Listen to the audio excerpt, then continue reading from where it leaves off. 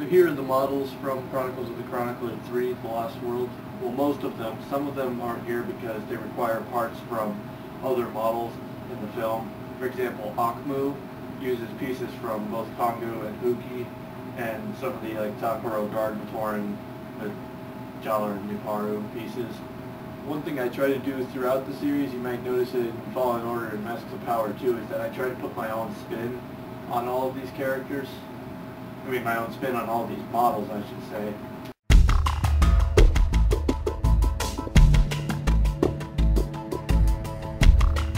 These are the Matoran models from the third movie. You got Nuparu, Matoro, Hali, Jalar, Kongu, Huki, and Altair. Now these are all the 2003 models of Matoran, which was the model I was most comfortable with using and the one I was most familiar with from back when I was collecting them. These models are pretty much straight Matoran models with the two obvious exceptions on some of them. Some of them only have one obvious exception. The exception is see these heads. The Matoran models of 2003 didn't have these heads. They had Tohanga heads, as I call them. But the other difference being this torso piece here actually came from a Vaki set, not a Matoran set, but it was pretty much the same piece. I like to mix and match some of them to provide a little more contrast from the original models, put my own twist on them. And for models like Kongu and Nuparu, LEGO never released Kongu or Nuparu in this form. So Kongu and Nuparu are really just kind of mix and match, like back piece from a Matoran set and leg pieces here from Matoran. The left feet and mask, of course, came from the actual Kongu and Nuparu sets. Borak arms, Vaki chest piece again. That's pretty much where all they came from.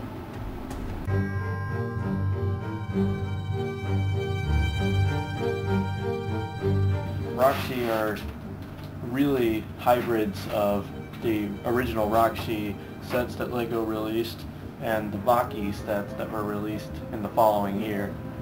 Well, there's a little bit of other models incorporated too, such as this one's got Toa Hordika legs. There are only 3 of them that have spines. The real reason behind that being I could only find 3 of the spines out of my 6 Rahkshi. So only 3 of them have spines, and so I wrote into the story that the ones that don't have spines are actually more dangerous. They have bigger weapons, except for the white one. Again, some color variations on some of them to give them my own personality flair.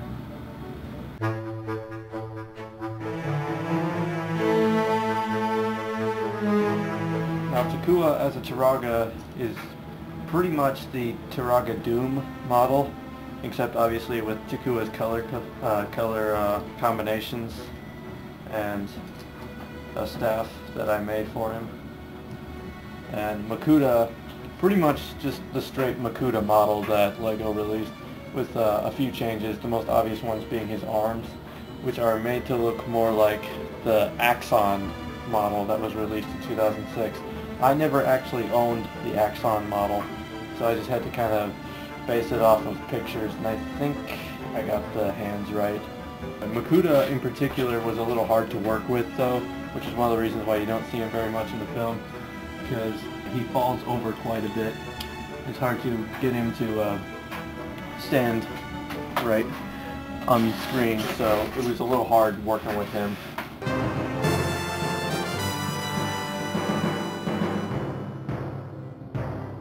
Now at last we get to the dream team, the Toa.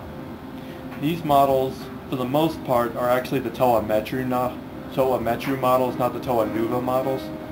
They are the Toa Nuva, but the body structure is the Toa Metru, and that was done to give the models more flexibility, because the Toa Nuva models didn't really offer a wide range. You couldn't bend the elbows, you couldn't turn their heads, you couldn't bend the knees, and also these models looked more impressive, I thought. And they offered more opportunity for my own variations. Tkula here, this is pretty much straight Toa Lycan model, but obviously he's got Tkula's mask. Other than that, it's straight Lycan. Now the other Toa are another matter because of course they were the Toa Metru, so they weren't actually Kopaka, Gali, Tahu, Pohatu, Onua, and Lewa. They were Nuju, Nokama, Vakama, Oniwa, Wenua, and Matau. Each Toa, as you see, has a symbol on their chest, which is actually a Borak weapon. The Toa Metru were all, apart from like Wenua and Nuju, both of which were black and white, the same as Kopaka and Onua, all the Toa Metru were actually slightly different colors than the Toa Mata. Like Nokama was dark blue, whereas Gali was just a regular blue. Same thing with Tahu with light red and dark red. Pohatu was kind of the inverse. Pohatu was a darker brown and Oniwa was a lighter brown. And then again with Lewa and Matau, light green, dark green. So I tried to incorporate the original colors of the Toa Mata into the Toa Metru models too. So like the feet joints, hands, face, and symbols are all the Toa Mata colors. And that's pretty much it for the Toa, I think. I think that's all I need to talk about. Oh wait, no it's not. I'm going to talk about Gali for a little bit. The thing about Gali is she is the only female Toa, so it was hard to kind of differentiate that in the actual model itself. I faced the same problem with Holly. Holly I couldn't do anything about, but Gali there were a few things. You'll notice the shoulder armor is different because that somehow makes her more feminine. But the thing that really probably did the most, although most people probably this will go over their heads, is that you see here on the Toa models there are 3 slots on the upper body. Most of the Toa, meaning the male Toa, have their symbol pieces going in the middle slot like this. Gali's, however, goes up in the first slot on the top, and that really kind of fills out her chest a bit more, trying to make her more feminine. She's fallen over on me, trying to make her a little more feminine. And there you have it. These are the models of Chronicles of the Chronicler 3. So the Rahkshi, the Makuda, and the Matoran, and Tkula and Makuda.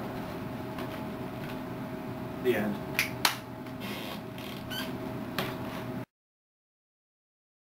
So, all of them. Shut up, Buster. Go. Go away. Shoo. Shoo. Go. I'm doing a video. Go. Where the heck was I?